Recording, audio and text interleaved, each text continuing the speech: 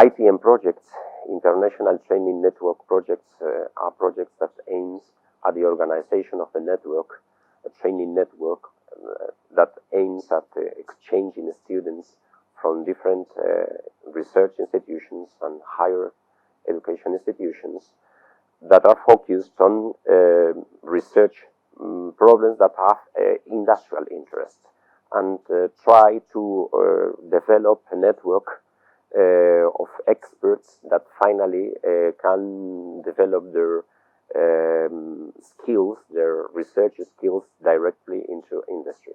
And they are also an initial step to the building of a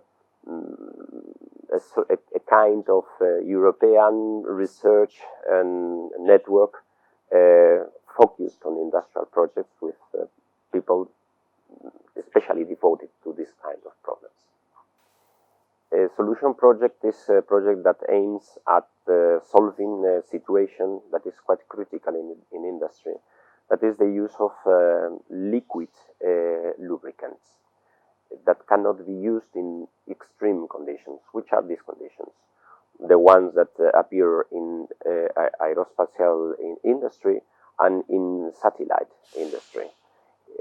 These environments are quite stringent because the temperatures can be very high and pressure can be very low or even null.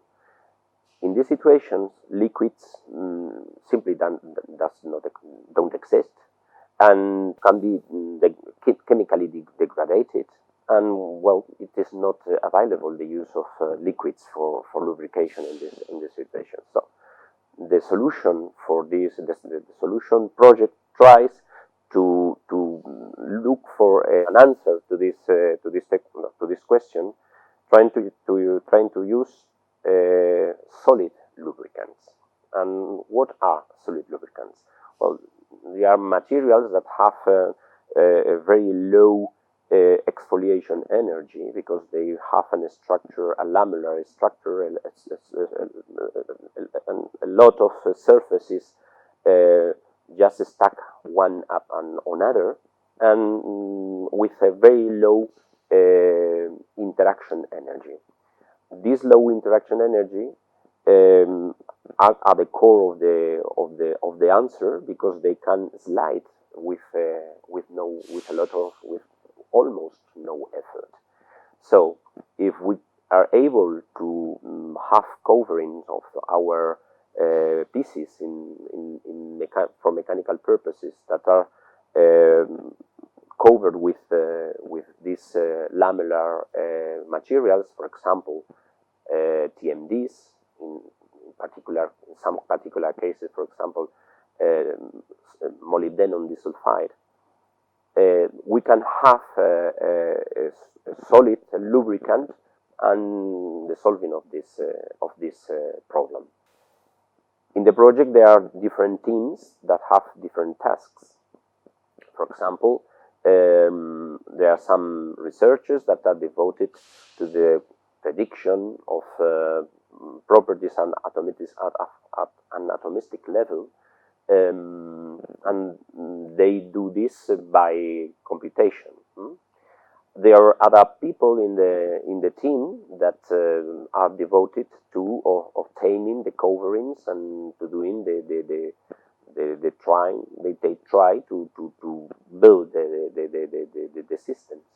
And finally, there are other part of the team that try to understand the toxicity properties of these materials, because of course we want to obtain an answer to the problem, but also a safe answer for the people that is going to handle these